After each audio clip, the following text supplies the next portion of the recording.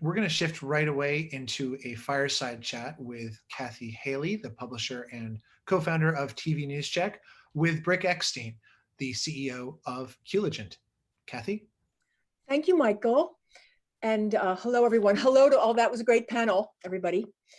We're going to be talking for the next few minutes about media brands and how to maintain their integrity in an environment where consumers can tune into one's content from many different platforms. I'm very pleased to be here today with Brick Eksten, who joined Cultivating as CEO in June. Prior to that, Brick served as CTO of Playout and Networking Solutions at Imagine, and before that, as CEO and co-founder of Digital Rapids, a company that he sold to Imagine in 2014. Brick was digital before digital was cool in the media industry, and he has a tech Emmy to prove it. He has extensive experience in film, broadcast, and OTT, a background that's likely to be invaluable as he leads Cultivating to its next level of helping customers deliver the next generation of direct-to-consumer experiences. Brick, welcome. Wow, thank you. Thank you for having me. So Brick, broadcasters have been very proud for a very long time of the public service that they provide at a local level. When you talk about a consumer-focused approach to broadcasting, you're talking about something very different, a very different relationship. What is that? Well, typically we talk about it in terms of an OTT experience, and we set the objective as being an OTT delivery of our content. What we really should be embracing is this notion of direct-to-consumer. OTT is a mechanism.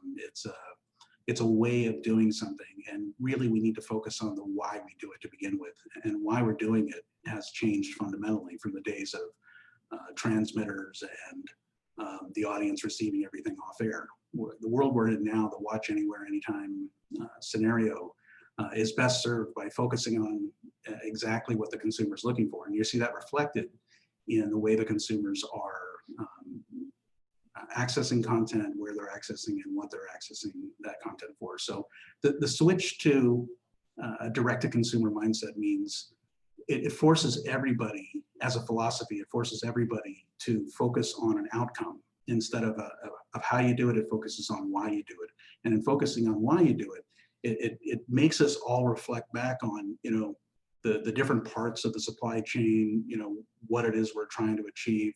And how we're best servicing that consumer, because ultimately at the end of the day, they vote with their fingers in their wallets. They go to a different channel, or they're looking for a different subscription, they're looking for the right content, they're looking for a better experience. So focusing on direct to consumer gives you a completely different perspective on how best to deliver the content that you have.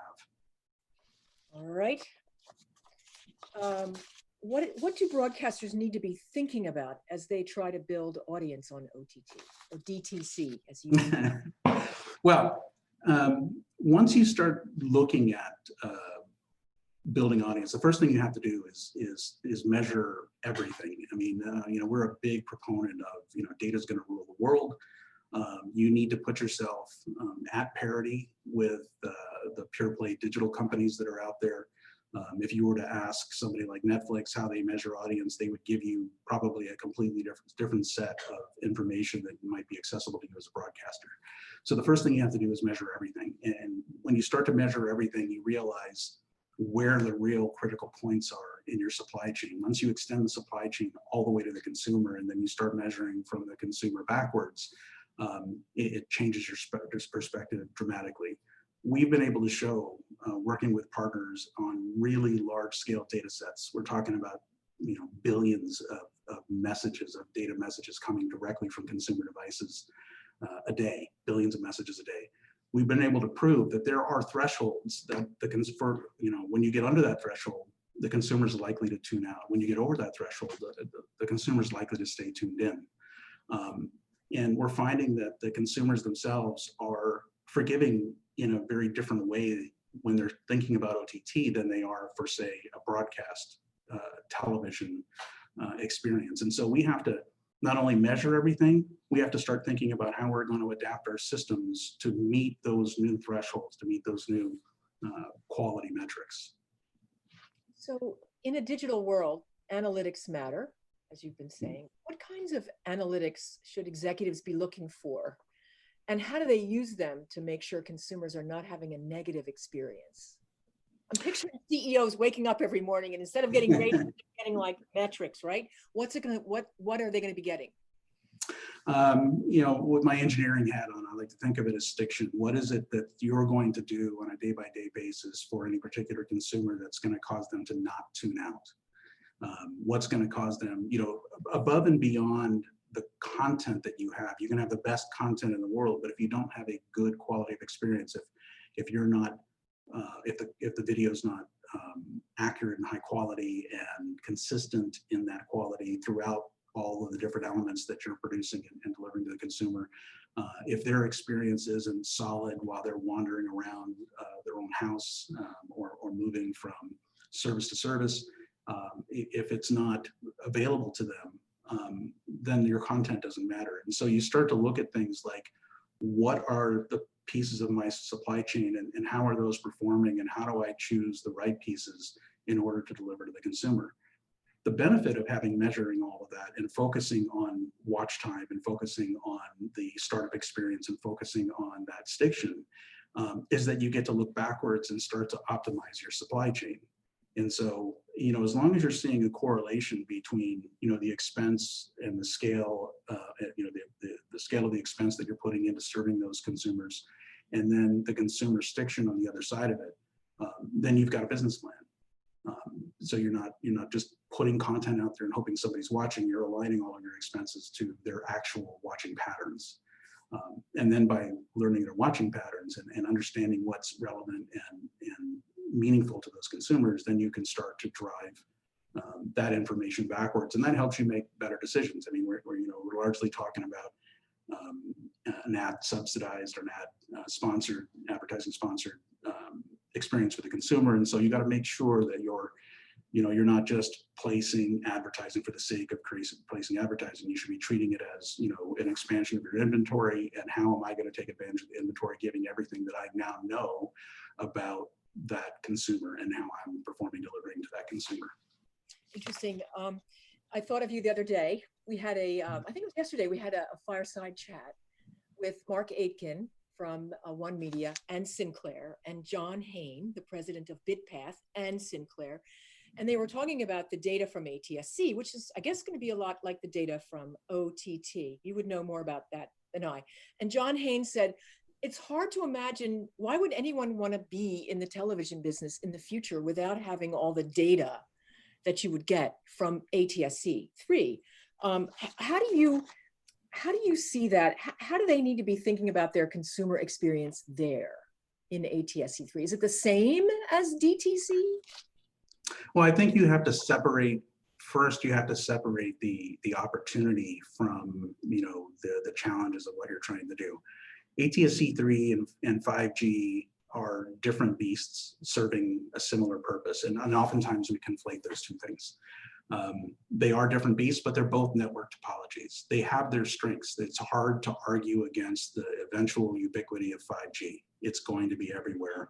There are plans everywhere. There's more money and hype going into 5G than there is almost any other technology out there today. On the other hand, 5G will never match the coverage of ATSC3. So the first thing you have to do, the coverage and reach of ATSC3 and the efficiency of that coverage. And so the first thing you have to do is sort of step back from the problem and say, okay, I have an audience and I want to reach that audience. What's the best path for reaching that audience? And it's in there that allows you to have a little bit more freedom. So that's one side. That's just the mechanical, delivery side of the equation. The primary objective, though, is how do I monetize the content that I have? How do I build a business around an ATSC3 or a 5G or wired networks or cable or anything that I'm going to do? And the real benefit of ATSC3 and the data that Mark was speaking about is that we can now make ATSC3, we can put ATSC3 on a competitive level with respect to its ability to expose that consumer side data. And that unlocks the doors for parity in the advertising market. This confusion that we have right now between traditional broadcasting and selling inventory versus fixed inventory up front versus the dynamic inventory, the virtual inventory that happens in an OTT style of scenario gets glued together in the potential of something like ATSC3. And so, my caution, I guess, is, don't, and ATSC3 is not the only end game. It is a goal for which broadcasters have a unique perspective and a unique opportunity to monetize their content because they have an efficiency of distribution that can't be matched by anything else, except maybe satellite. But on the other hand, it's got to be done in such a way that that data is integrated and surfaced at the same level of quality and fidelity and granularity that we're getting out of a traditional OTT feed, because that's what's going to drive the television of the future. Really, same data coming out of the different feeds. Okay, I'm thinking about the news community, and I don't know if with them putting a lot of programming on OTT now, you would think they would need to be very careful about their brand on places like OTT, because if I'm looking for some news over the top or on DTC, I might be quicker to abandon that than I would be to abandon watching a British drama, on Netflix. Do you think that's true? Do you think news organizations on OTT need to be much more careful because I have so many options? I don't know what exactly what being careful would be. I think if you have to be careful that we're not cutting ourselves off from reality. The networks as they are, the massive capabilities of these networks and the ubiquity of compute means that this is the future. Do we try to defend it by acting differently, or do we embrace that future? So my perspective is, definitely we embrace the future, because the fact that consumers are going to have more flexibility to tune out is offset by our ability to dynamically reach those consumers outside of a schedule. And so, which is more valuable? You have to embrace the future and learn to overcome it. And I would be a big proponent of a digital first mentality that says we're going to treat everything as if it's direct to consumer. And then the broadcast side is just, you look at that inventory pool, because that's what we're talking about, is ad inventory. You look at that inventory pool as being one giant cross section of a set of demographics. When you move outside of it, you have a lot more opportunity, and therefore you have parity with alternative services. And so we have to be really careful that, the steps that we take forward as an industry, that we're embracing the opportunity, that we're actively seeking out and trying to bring parity to the data that we do have, and that we start to operate even within our facilities in a more pure play data-driven model.